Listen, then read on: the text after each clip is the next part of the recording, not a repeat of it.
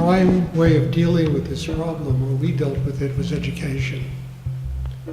To take children from the hinterlands of Nepal and train them, educate them, clothe them, house them, give them security, love them enough so that they trust the people that they're around, and provide for them in a way where they grow and they, ultimately our goal in the Bahini was to bring the best and brightest children from Nepal in our situation to the United States and educate them, with the understanding that they would go back to Nepal as doctors, lawyers, engineers, physicists, etc., and bring something to their own culture. The hinterlands of Nepal, very difficult situation.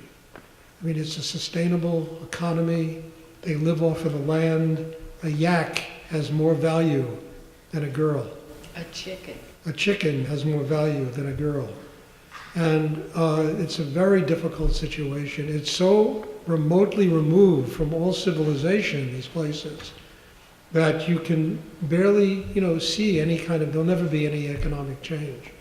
And what happens is the girls, the women, are disappearing from the villages. They're being trafficked. And these villages are just becoming extinct. The men have to go to other villages to find wives. They have to move to Kathmandu. They themselves become traffickers. So it's a very difficult situation. The only answer we came up with was educating young girls,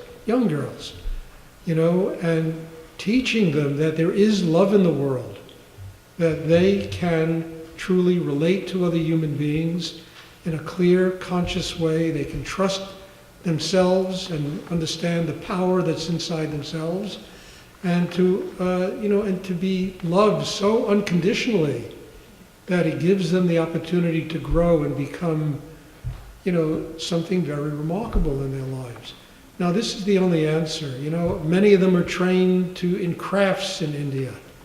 I never really believed in that, because you kind of keep them, although a lot of people in the anthropological and world, they don't want to, they say, well, if you don't do that, you disrupt the culture. The culture's being disrupted anyway. I mean, there are thousands now of young Nepalese people in the United States being educated.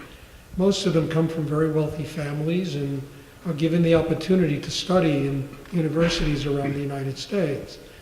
We're talking about kids that don't have that opportunity, but can be given that opportunity by organizations such as what the Bahini was, what REST is today, that really takes children that are lost.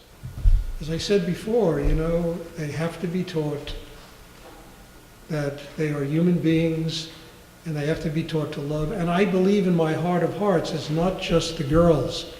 You have to educate the boys at a young age so that they don't grow up to become traffickers. They grow up to respect women, they grow up to respect life, and they grow up to be really conscious and remarkable human beings.